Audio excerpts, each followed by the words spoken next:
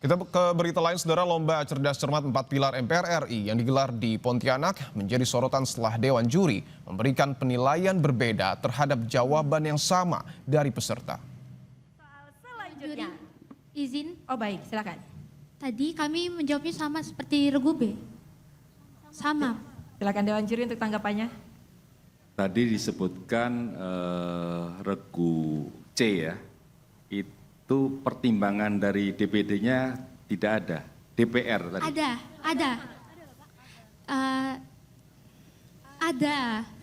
Tadi saya mengatakan seperti ini, anggota Badan Pemeriksa Keuangan dipilih oleh Dewan Perwakilan Rakyat dengan memperhatikan pertimbangan Dewan Perwakilan Daerah dan diresmikan oleh Presiden.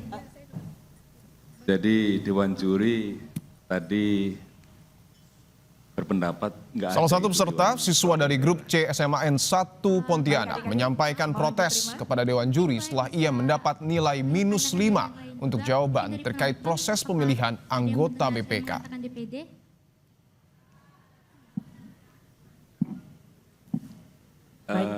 Keputusan saya kira di Dewan Juri ya.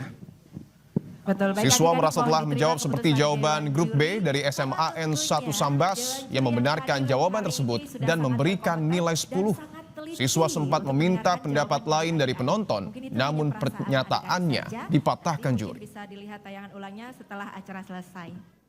Soal Anggota Badan Pemeriksa Keuangan dipilih oleh Dewan Perwakilan Rakyat dengan memperhatikan pertimbangan Dewan Perwakilan Daerah dan diresmikan oleh Presiden.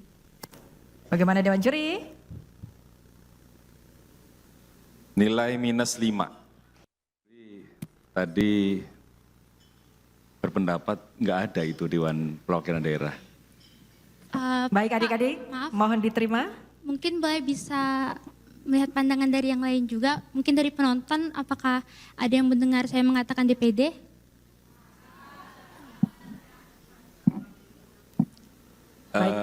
Keputusan saya kira di Dewan Juri ya. Artikulasi yang jelas, ya. Dewan Juri, kalau menurut kalian sudah, tapi Dewan Juri menilai kalian tidak karena tidak mendengar artikulasi kalian dengan jelas, yaitu artinya Dewan Juri berhak memberikan nilai -5. Jadi sekali lagi kami peringatkan, artikulasi diperhatikan, ya. Usai polemik muncul di media sosial, kasus ini mendapat perhatian dari anggota MPR. Anggota MPR RI Rifki Nizami Karsayuda yang berasal dari fraksi Partai Nasdem menelpon langsung Yosefa Alexandra, siswi SMA Negeri 1 Pontianak yang menjadi sorotan karena mendapatkan nilai minus meski menjawab dengan benar saat mengikuti lomba cerdas cermat di Kalimantan Barat. Saat melakukan sambungan video call dengan Yosefa, atas nama anggota MPR DPR RI, Rifki menyampaikan permohonan maafnya. Pada kesempatan ini, Rifki yang merupakan alumni SMAN 1 Pontianak juga menawarkan Yosefa beasiswa S1 ke Tiongkok dan mendapatkan ikatan kerja setelah selesai kuliah di sana. Selamat pagi Yosefa. Mau kasih beasiswa kuliah gratis ke Cina. Nanti tolong kasih tahu orang tua kalau mau. Nanti begitu selesai SMA 1, Yosefa akan abang berikan beasiswa sekolah kuliah gratis di Cina. Dan nanti akan ada pemberian pekerjaan langsung dari berbagai perusahaan multinasional untuk Yosefa kalau sudah lulus dari Cina. Ini abang berikan, tapi kesempatannya silahkan Yosefa rembukan dengan orang tua dan guru. Sementara anggota MPR lain yang Bagaimana Dewan Juri? Ketua Komisi 10 DPR fraksi Partai Golkar, Hetifa Syaifudian mendorong agar lomba cerdas cermat 4 pilar MPR RI tingkat Provinsi Kalimantan Barat digelar ulang agar berjalan adil. Hetifa menambahkan peristiwa tersebut harus menjadi momentum evaluasi agar pelaksanaan lomba cerdas cermat dapat berlangsung lebih baik. SMAN 1 Sagau. Supaya ini berjalan adil, kami mendorong agar khusus kegiatan di Kalimantan Barat ini dilakukan lomba ataupun pertandingan ulang. Iya, saya juga pernah ya menjadi juri di giat serupa, memang tidak mudah. Dan tentunya kita berharap bukan hanya juri, dewan juri, tapi juga semua pihak betul-betul mempersiapkan lomba ini dengan sebaik-baiknya. Sehingga tidak terjadi lagi kasus serupa. Dan tentu saja kejadian ini jika terulang lagi, kelalaian serupa terulang lagi, ini akan mempengaruhi reputasi dari MPR RI. Namun saya yakin ke depan akan lebih baik. Dua orang juri dalam lomba cerdas cermat 4 pilar MPR RI mendapat sorotan publik setelah memberikan nilai yang berbeda terhadap jawaban dua peserta yang sama.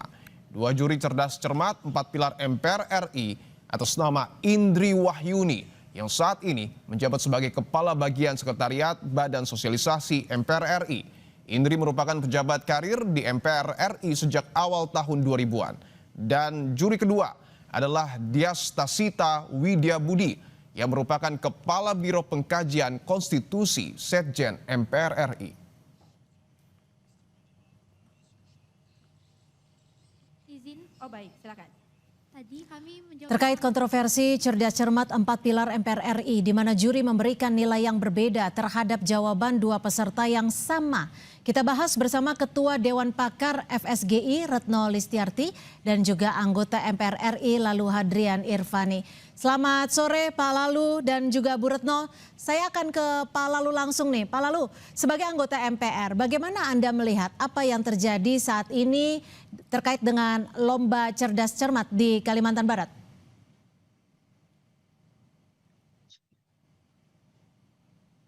Pak Lalu.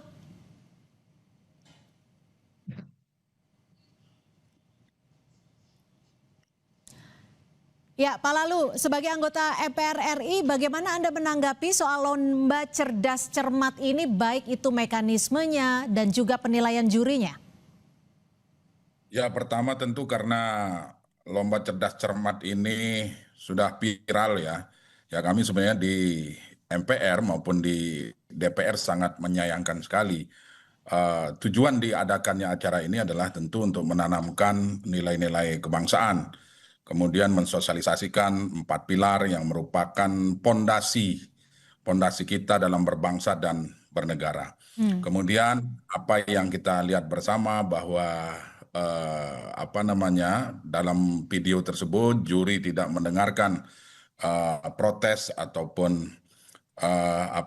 ketidakpuasan dari salah satu peserta, kemudian tidak ditanggapi, itu mencerminkan tidak demokratisnya acara tersebut. Sehingga kami pertama tentu melihat kejadian ini meminta agar lomba tersebut diulang. Kemudian yang kedua, lomba tersebut harus dijadikan sebagai ajang untuk menanamkan kecintaan terhadap tanah air, menanamkan nilai-nilai paham-paham kebangsaan, baik Pancasila, Undang-Undang Dasar 1945, Bhinneka Tunggal Ika, dan NKRI tentunya. Nah, oleh sebab itu perlu kiranya panitia yang terlibat di dalam acara tersebut untuk dilakukan evaluasi dan sebisa mungkin acara-acara semacam ini bisa dilaksanakan secara terbuka, secara transparan dan menjunjung tinggi asas keadilan. Seperti itu sementara Mbak Cynthia. Oke, saya ke Bu Retno. Bu Retno, kalau memang kita lihat di sini salah satu peserta begitu kritis, bahkan ikut ataupun meminta agar penonton yang berada di lokasi mencoba untuk memberikan pendapatnya ulang, tapi ditolak oleh Dewan Juri. Apa yang bisa Anda baca di sini, Bu Retno? Iya, pertama ini ada arogansi ya. Jadi artinya ini kan sebenarnya kayak bola ya. Kalau misalnya ini tepat atau enggak sih gitu kan, ada itu ulang ya. Iya. Kan teknologi udah maju gitu. Harusnya kan diulang aja, bener nggak protes itu gitu. Jadi kalau memang kata juri yang kedua bahwa artikulasi, bener nggak keliru, dan kata juri yang pertama bahwa dia tidak menyebut kata DPD, betul atau tidak gitu. Nah, memang ketika anak itu mengatakan penonton apakah mendengar seperti yang saya ucapkan gitu ya, penonton itu sebagai saksi, ya mungkin penonton ada juga yang tidak mendengar secara jelas gitu, atau jelas dengar tapi karena itu kan panjang jawabnya gitu ya, sehingga tidak ngeh, itu bisa aja. Tapi kan sebenarnya teknologi dan banyak yang ngerekam. Jadi kan harusnya itu bisa diulang gitu ya. Itu untuk ke depan soal polemik. Yang kedua, ini kan tidak mempertimbangkan faktor psikologi anak ya. Jadi kan kesannya protes gitu ya, kemudian karena merasa benar atau tidak mau mengakui gitu ya. Kemudian orang dewasanya justru yang mulai dari 2 juri, MC itu justru seperti memojokkan kan anak ini. Jadi kalau secara psikologi pasti saat itu dia sangat tertekan. Meski begitu kita semua melihat betapa dia berani ya. Artinya dia tidak goyah dan terus mengatakan itu bahkan sampai tidak goyah 3 kali ya. Menurut saya itu keberanian yang luar biasa untuk anak seusia dia dan dalam tekanan di panggung. Ini bagi saya memang patut kita apresiasi ya keberanian-keberanian seperti ini, dan kalau dia mengalami masalah psikologi dari dampak ini, tentu dia punya hak ya harusnya mendapatkan pemulihan. Oke, jika memang cerdas cermat harus diulang, lalu mekanisme seperti apa dan juga perbaikan seperti apa yang baiknya dilakukan agar siswa juga memiliki kepercayaan diri tinggi ketika memberikan jawaban? Kita masih akan bahas selepas jeda, tetap di Kompas Petang. Soal selanjutnya. Izin, Oh baik, silakan. tadi kami menjawabnya sama seperti Regu B. Sama. Silakan Dewan Juri untuk tanggapannya. Tadi disebutkan regu C ya, itu pertimbangan dari DPD-nya tidak ada, DPR tadi. Ada. Tadi saya mengatakan seperti ini, anggota Badan Pemeriksa Keuangan dipilih oleh Dewan Perwakilan Rakyat dengan memperhatikan pertimbangan Dewan Perwakilan Daerah dan diresmikan oleh Presiden. Jadi Dewan Juri tadi berpendapat nggak ada itu Dewan Perwakilan Daerah. Baik adik-adik, maaf. mohon diterima. Mungkin Ya, yang masih menjadi sorotan terkait dengan kontroversi cerdas cermat 4 pilar MPR RI. Saya ke Pak Lalu. Pak Lalu, kalau kita dengarkan kembali apa yang terjadi di Kalimantan Barat ini, setidaknya siswi kritis ini dipatahkan oleh Dewan Juri setidaknya ada 3 kali. Bahkan ketika juri perempuan juga kembali menegaskan bahwa ini adalah hak Dewan Juri untuk memberikan penilaian. Apa yang bisa Anda lihat di sini, karena mengingat cerdas cermat ini juga membawa nama lembaga negara MPR?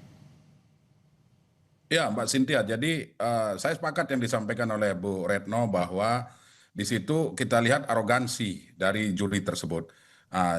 Kami memandang bahwa acara ini adalah sebagai bentuk atau sosialisasi penanaman nilai-nilai kebangsaan kepada siswa-siswi kita hari ini, ya, Pancasila, Undang-Undang Dasar 1945, NKRI, dan Bhinneka Tunggal Ika. Seharusnya karena ini adalah penanaman nilai-nilai kebangsaan, maka jalannya acara itu juga harus mencerminkan nilai-nilai yang ada di dalam paham kebangsaan yang saya sampaikan tadi. Nah, seharusnya juri ini juga harus memberi contoh. Ya, Ini kami human error mengapresiasi. atau mekanismenya yang salah, Pak Lalu? Nah, itu dia. Jadi tentu kami mendorong untuk dilakukan evaluasi terhadap seluruh tahapan pelaksanaan dari kegiatan ini. Tadi Pak Wakil Ketua MPR juga sudah tegas menyampaikan bahwa akan melakukan evaluasi terhadap pelaksanaan kegiatan cerdas cermat ini. Yang jelas kami mengapresiasi yang disampaikan oleh siswi yang memprotes tadi.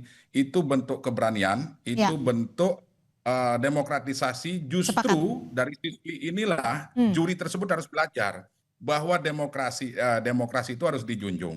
Nah, itu mencerminkan bahwa nilai-nilai kebangsaan yang disosialisasikan di acara tersebut sebenarnya siswa-siswi kita itu sudah memahami. Nah, itulah sebabnya mereka mengeluarkan pendapat ketika apa yang disampaikan itu adalah kebenaran, kemudian disanggah oleh Dewan Juri, kemudian di dalam perdebatan tadi di satu pihak Dewan Juri tidak mengalah dan tetap bersikukuh dengan pendapatnya, ya di situ terjadi proses demokrasi itu tadi. Nah, sebenarnya bagus. Nah, tinggal sekarang bagaimana tujuan dari acara ini, yaitu penanaman nilai-nilai kebangsaan di usia sekolah anak-anak kita, siswa-siswi kita yang menjadi peserta, tentu benar-benar harus berjalan sesuai dengan nilai-nilai yang diajarkan di dalam paham kami kebangsaan. tangkap. Saya ke Bu Retno. Bu Retno, ini sebenarnya bukan hanya masyarakat tapi juga siswa peserta cerdas cermat yang dipertontonkan atas ketidakadilan. Selain pendapatnya tidak bisa dikatakan dipatahkan ataupun tidak didengar, tapi di satu sisi peristiwa ini terjadi di acara pendidikan. Apa yang bisa menjadi pembelajaran di sini ketika ketidakadilan itu baru bisa adil saat viral? Iya, yang pertama harusnya ya keadilan tidak harus viral ya, apalagi kan ini mereka ini kan seleksi daerah ya. Jadi ini adalah lomba berjenjang. Jadi mereka punya tuh mulai dari level kecamatan, kota, kemudian sampai provinsi, lalu nanti nasional. Jadi yang juara-juara satu di daerah-daerah ini yang kemudian akan ke Jakarta. Nanti kan akan final menjelang 1 Juni ini kan ya, Hari Kesaktian Pancasila kan sebenarnya itu. Nah, ini bukan lomba yang pertama, ini sebenarnya udah beberapa kali gitu. Nah, barangkali sebelumnya juga ada kasus-kasus yang mungkin tidak persis sama lah ya, tapi ada mungkin melukai rasa keadilan peserta. Tapi kemudian atas nama Dewan Juri nggak boleh diganggu gugat gitu ya, kadang-kadang itu menjadi sebuah senjata gitu. Iya. Padahal kan ini bukan soal gugat, kita manusia bisa salah gitu. Nah, yang kedua ya menurut saya adalah ini kayak tadi ya waktu Pak Lalu bilang bahwa diulang, menurut saya tinggal gini aja, apakah kemenangan dari yang menjadi juara pertama akan mewakili